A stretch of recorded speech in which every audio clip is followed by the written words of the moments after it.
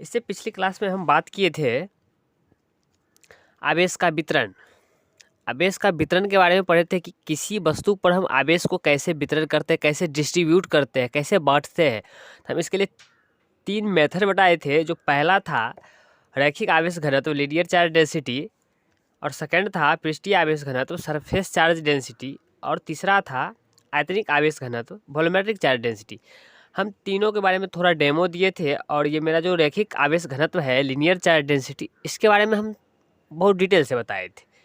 जैसे इसका डिफिनेशंस बताए थे, इसका फॉर्मूला बताए थे, फॉर्मूला से डिफिनेशंस कैसे लिखा जाता है, डिफिनेशन से फॉर्मूला कैसे लिखा जाता है, और ये फार्मूला है इसका हम यूज कैसे करते हैं। कोई यहाँ पे सरफेस दिया हुआ है और इससे हम कैसे इसका जब क्यू बाई एल है, मतलब एल मतलब लेंथ है और क्यू मतलब चार्ज है, चार्ज बाई जब एल मतलब 2πr, जब इस सरफेस की बात करेंगे, ये बिर्थ है तो बिर्थ का परिधि क्या होता है 2πr होता है। ऐसे करके हम ये सब सॉल्व किए थे यहाँ तक। ये मेरी पिछली वीडियो की बात है वहाँ से। अब हम अगली वीडियो जो अगला स्टेप है पृष्ठीय आवेश घनत्व सरफेस चार्ज डेंसिटी, हम इसके बारे में अब डिटेल्स पढ़ेंगे। चलिए हम स्टार्ट करते हैं।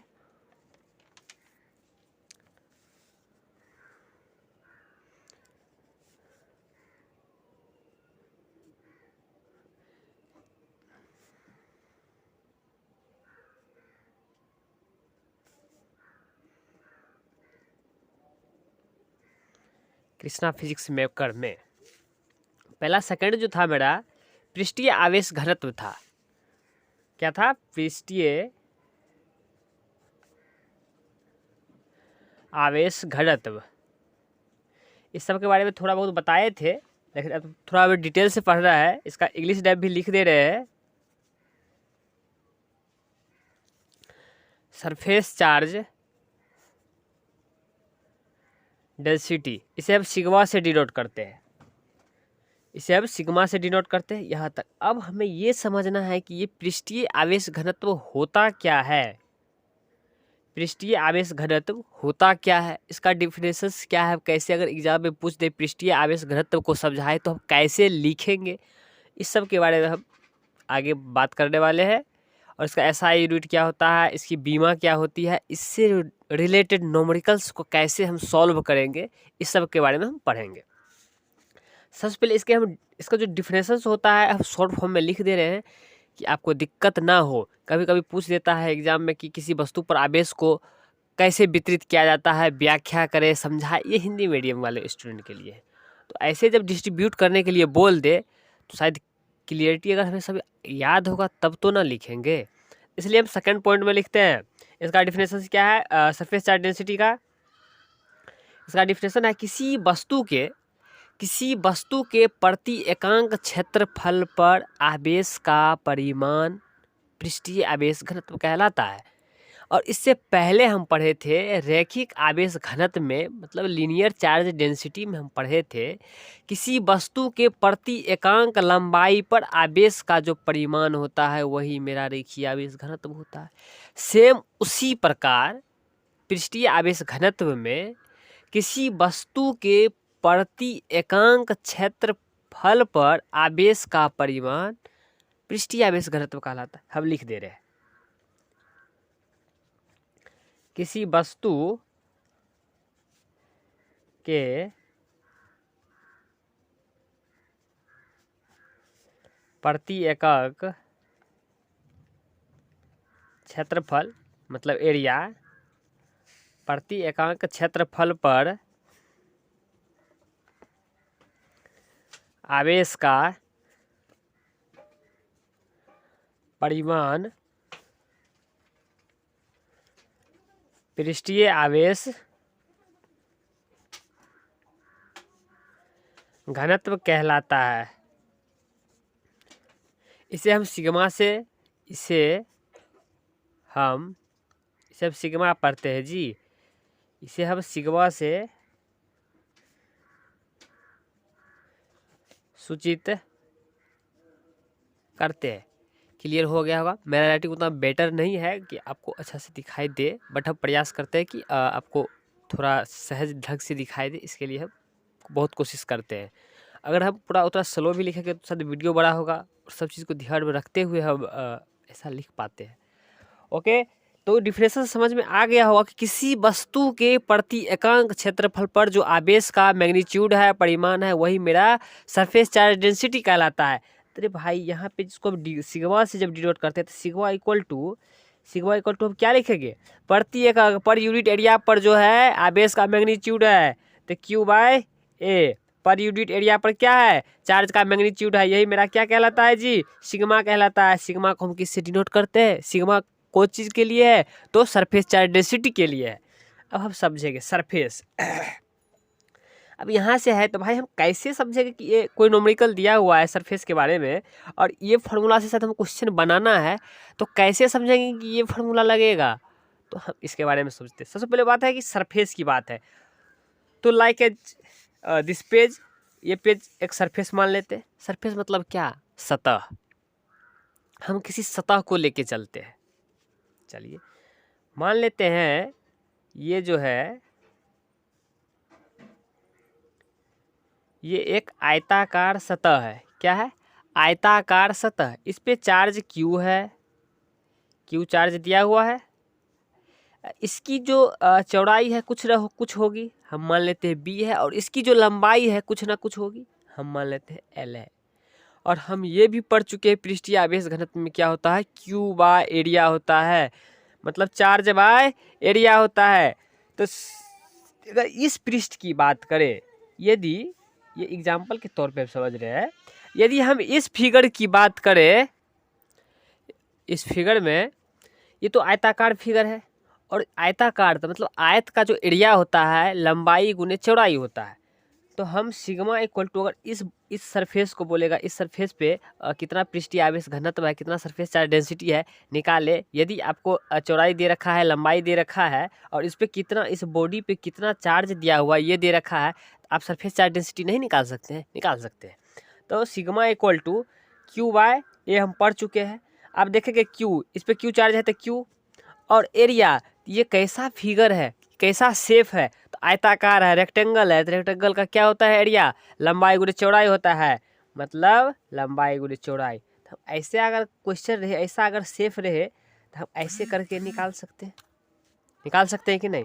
चलिए हम अगला एग्जाम्पल से समझते हैं। यदि मेरा ये वृत्ताकार हो, वृत्त होगा तो कुछ ना कुछ तो रेडियस होगा ही, कुछ ना कुछ रेडियस जब होगा, कुछ ना कुछ रेडियस होगा तभी तो वृत्त बनेगा, वृत्त बना। अब बताओ sigma equal to Q by, जब हम एरिया बल्कि चार्ज बाय एरिया पढ़ चुके हैं, इस पे क्या चार्ज है, क्यू चार्ज दे रखा है, इस पे क्यू चार्ज है, और इसकी एरिया की बात कर रहे हैं, मतलब किसकी एरिया, तो वृत्त की एरिया। तो वृत्त की एरिया पता होगा, एरिया ऑफ सर्किल, मतलब वृत्त की क्षेत्रफल क्या होता है, पाई आर स्क्वायर होता है। तो हम क्या लिख देंगे, पाई आर स्क्वायर। चलो भाई अगर ऐसा फिगर है, अगर ऐसा चार्ज दे दे तो बनेगा कि नहीं, पृष्ठीय आवेश घनत्व निकलेगा। ये सब कॉमन सी बात है, कॉमन सी क्वेश्चन है, इतना नहीं बताएगा कोई भी आदमी, इस बात की गारंटी है। बस डिफिनेशन किसी भी क्लास जाएगा ना, सिर्फ डिफिनेशन से पढ़ा देगा, बस हो गया, जाओ इसका डायमेंशन पढ़ा देगा, और क्या, ऐसे नहीं समझा सकता, इस बात की गारंटी है। यहाँ तक तो समझ में आ गया होगा। और यहाँ से आप खुद दिमाग लगा सकते हैं कि यदि यहाँ पे हम लिए वृत्ताकार लिए, यहाँ पे आयताकार लिए, वर्गाकार भी हो सकता है, उसका भी क्षेत्र हमको पता है, भुजा स्क्वायर होता है, गोलाकार भी हो सकता है। हम लेते हैं एक और एग्जांपल लेते हैं। आवेशित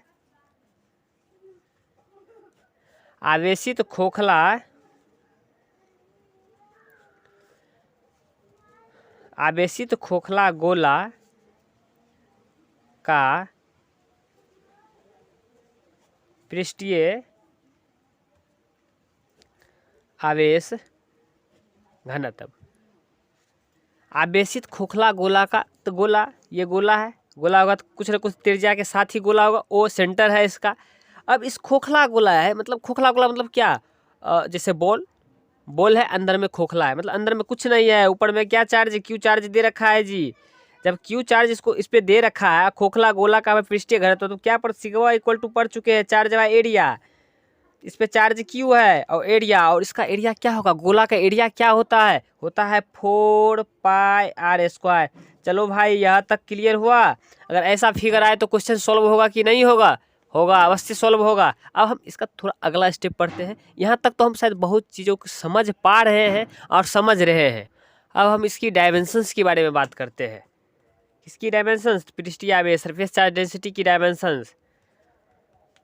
सीधे लिखते हैं सिग्मा की बीमा, या डायमेंशन ऑफ सिग्मा, या dimension of surface charge density, बस ऐसे। तो हम सिग्मा इक्वल टू पढ़ चुके हैं, चार्ज बाय एरिया होता है। तो सिग्मा इक्वल टू चार्ज का क्या होता है? बीमा IT होता है। और एरिया मतलब हम जैसे रेक्टेंगल के लेके चलते हैं, रेक्टेंगल के लेके तो लंबाई गुने चौड़ाई, मतलब दोनों, लंबाई भी एक प्रकार का लंबाई है, दूरी है, और चौड़ाई भी एक प्रकार का लंबाई मतलब दूरी है। इसको हम क्या L गुना L लिख सकते हैं जी? लिख सकते हैं, मतलब ITL²। तो ITL इनवर्स 2, कोई दिक्कत यहाँ तक? थोड़ा स्टैंडर्ड फॉर्म में लिखे तो m⁻0 IT और L इनवर्स 2, यहाँ तक क्लियर। इसको हम इसका पढ़ने का जो तरीका होता है, कोई स्टूडेंट पढ़ता होगा कि m⁻0 IT L⁻⁻2, ये सब गलत है। ये ऐसा पढ़ने का स्टाइल नहीं होता। जैसे MLT पढ़ने का जो तरीका होता है, इसको पढ़ेंगे m⁻0 IT और L इनवर्स 2। L इनवर्स का मतलब हुआ क्या? L⁻⁻1। इसको हम L इनवर्स पढ़ते हैं, और जब -2 है तो L इनवर्स 2 पढ़ देंगे, बस हो गया। इसकी जो बीमा है यहाँ से हम निकाल लिए थे, बस सारा चीज़ डिपेंड करता है इस पे हम इसे कैसे समझ रहे हैं। पर यूनिट एरिया पर जो चार्ज का मैग्नीट्यूड है, हम कैसे समझ रहे हैं इसको। बस अगर ये समझ में आ गया तो समझिए आपको समझ में आ गया। अब हम इसकी SI यूनिट की बात करते हैं। SI unit of sigma,